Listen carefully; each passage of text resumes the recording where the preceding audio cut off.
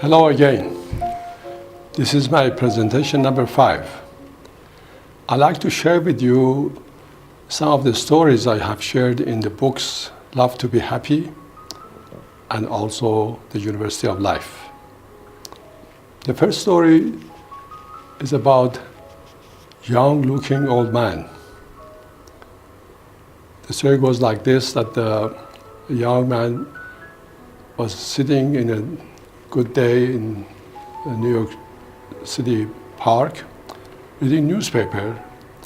An old man came and sat next to him and starting his conversation with him, telling him that he is a retired officer and he has heard there's a place in northern India where people who go there and live there for a couple of years or so, they become young, they look young. The young person who was there, the young American who was there, he laughed and said, "It's not possible." He said, "Well, anyway, I have heard of this place. There's a monastery there where everybody who goes there and lives there becomes young looking." Anyway, he got the telephone number and address and he said goodbye and left. After about 2 years, the old man, who was a British Army officer, retired Army officer, he called that young American in New York and told him that, introduced himself and told him that he'd like to see him. So they made an appointment for him to come on Saturday afternoon to the young man's apartment in New York City so that they can see each other. The appointed time was 3 o'clock in the afternoon. So when he knocked at the door, the young man opened the door, saw the young-looking man. He said, "Who are you?" He said, "Well, I am so-and-so. I called you yesterday." He said, "No, my friend whom I met 2 years ago, he was an old man. He had gray hair, glasses, and so forth. But you are not the one." He said, "Well, do you want me to explain everything at the door, or do you want me to come in to explain to you?" He said, "Well, come on in." So he went inside and started talking about what has happened to him. The young man said, "This is too good for me to hear it alone. Let me call my friends to come and you share with them your experience." He called his friends, and in about half an hour, 30 people came to his apartment to hear the story of a man who had an interesting experience in northern India. Before he started talking, the young man gave each person a slip of paper, asked them to write down as to what they think this man is old. How old is he?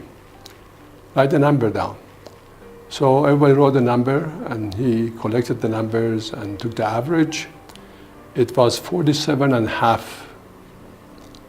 The man laughed and said, "Thank you very much, because I will be celebrating my 70th birthday next week." So he was 70 years old, but he looked like a 47-year-old man. Then he started to explain what happened. He said he went, and with the address he had, with difficulty he found that monastery, and that place was up in the mountain where everybody in the monastery or in the place worked. When he got there, he looked older than all the people who were there, so they kept calling him old man.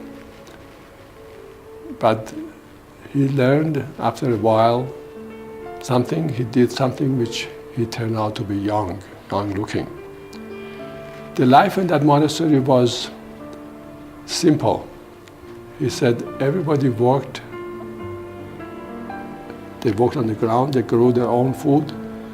They were a strict vegetarian, but when they ate their meals, lunch or breakfast or supper, whatever, they never talked to each other. They spent 1 hour, for example, having one meal, directing the food as to where through the body it goes, and while eating, praying for the universe, for the people throughout the world to become happier, to become well.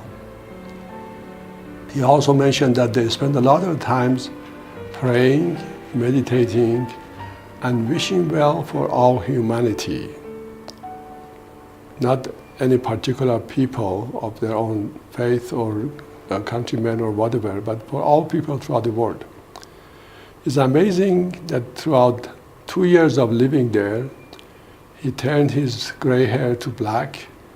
He did not need any glasses anymore and so forth. He, in a sense, eliminated all the signs of old age, so that when he came to see his friend and people guessed that he was about 47 years old. That's how we can adopt a simple life, include meditation in our life, wishing well for all people throughout the world, hoping that the world will live in peace and harmony. And I believe through wishing well and helping the others and adopting a simple life, we can improve in our health and become healthier. And we can eliminate gradually all the signs of old age. So I call that the young-looking old man. He said, in fact, when he went there to that monastery, he was younger age-wise than all the people who lived there. But at first he used to look very old. But after 2 years of there and practice what they were practicing, he turned out to be young-looking. He mentioned that in the monastery, they were very particular as to what they eat. They did not mix different foods together. For example, he said that one meal they were eating only bread. They spent 1 hour just eating bread. Another meal they had other food and so forth. So they satisfied their bodily needs, but not all of the needs in one meal. They were very particular about the meals that they had, the foods that they had, so that their mixture would not harm their body. They knew that very well. I'd like to share another story with you now.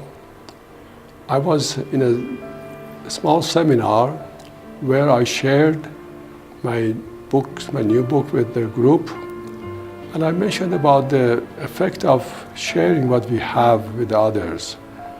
The universe works in such a way that if we give something unconditionally, without expectation, the universe gives us back, multiplied by many times, at least 10 times. I shared that after my presentation there.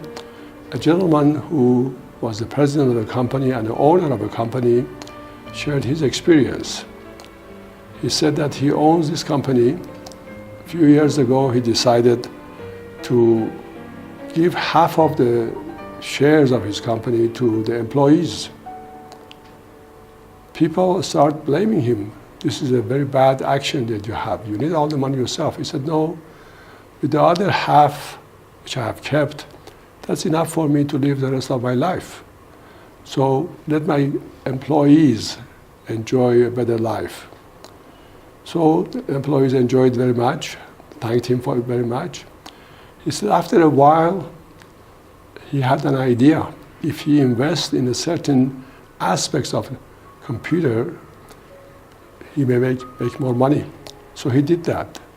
He invested there, and as a result, he made a lot of money through the investment.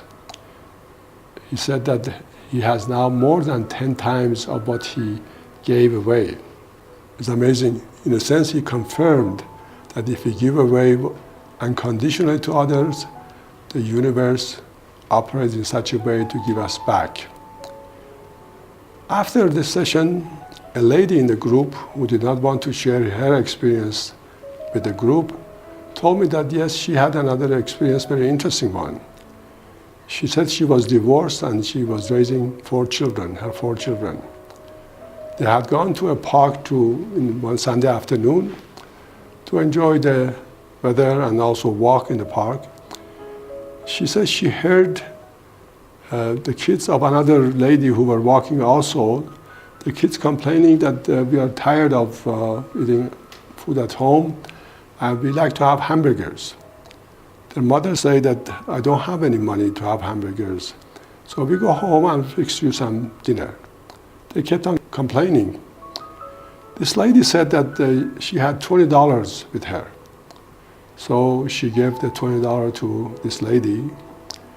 The lady didn't want to accept it, but she insisted that my children are not complaining, so why don't you go ahead and have this $20, let your children be my guests for dinner. So the other lady accepted the $20 and they left. This lady who shared with me, she said when she got home, started fixing dinner, somebody knocked the door. There was a boy from the supermarket delivering few packages of goods. She said, what are these? He said, oh, this is for you. This is the address. He said, I didn't order them. He said, I don't know. I just work at the supermarket. There was a lady who bought these and gave me my good tips to me, $5 tip to me, and told me to deliver it to this address. She said, they are not mine. He said, well, I cannot take them back. So the lady said that she accepted what the boy had delivered. I asked this lady, where did it come from? She said, I don't know. I thought maybe it came from this source. I was working very hard. I did not have enough money. I had an old car which would break down very often. I would take it to a mechanical shop, to the shop for repair. I did not have the money to pay for the repair, so the chief mechanic would come and tell me what the problem was with the car and gave me the tools, and I would fix the car myself. They knew about my situation, the fact that I did not have the money. Maybe they chipped in some money and then they asked one of their wives to go and buy the foods and deliver it to us. So this is the way that we get by sharing. Let me share another story which just came to my mind. You know that very young people work in summertime or after school in the States and in Canada, maybe some other places in the world, to save money for their college education. There was this boy in a small town working in one summer day, door to door, trying to sell something to make some money. He was very thirsty. He came to this door and knocked the door. A lady came and opened the door. He said, I'm thirsty, would you please give me a glass of water? The lady, who was about 30-some years old, she went and brought a large glass of milk for him to drink. So he thanked her and drank the milk, and he said, okay, I have enough money to pay. How much is it? The lady said, I don't want any money. He insisted that I have worked and I have enough money in my pocket, I can give you what it's worth. She said no, she didn't want to have any money. So he thanked her and left. Sure enough, he worked hard and saved enough money and went to school and became a medical doctor. About 30, 40 years ago, he was the head of a hospital in a larger town near this small town. He had asked the admissions office to inform him as to where the patients come from. So they informed, one of the information they gave him was this lady who came from this small town, which happened to be his town. He noticed that he went there and saw the patient, recognized her as the same lady who gave her milk. Of course, that lady could not recognize him because he was now 40-some years old. At that time, he was only maybe 10 years old. So he told the people in the hospital, accounting office, when they issue her bill, give it to him first. The lady stayed in the hospital for 2 weeks and got well, and when ready to go home, they gave her the bill. Of course, they had shown the bill to the hospital, this gentleman who was a medical doctor, and gave it to the lady. The bill gave it to the lady. She was very worried as to how much I have to pay. I was paying in the hospital, it's going to be too expensive.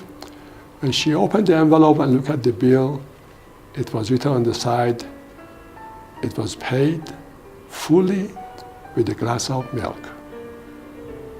So this is how the universe rewards us. If we do something good unconditionally, the universe is going to provide for us later on many-fold. We should do it, our help, our service, unconditionally, our love to others without any selfishness. So I hope that you will be happy.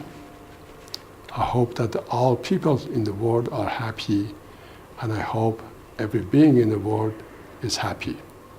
Thank you very much, and I hope you will have good time reading the books, and particularly the exercises which I have suggested in Love to be Happy book, and you will be happier in your life.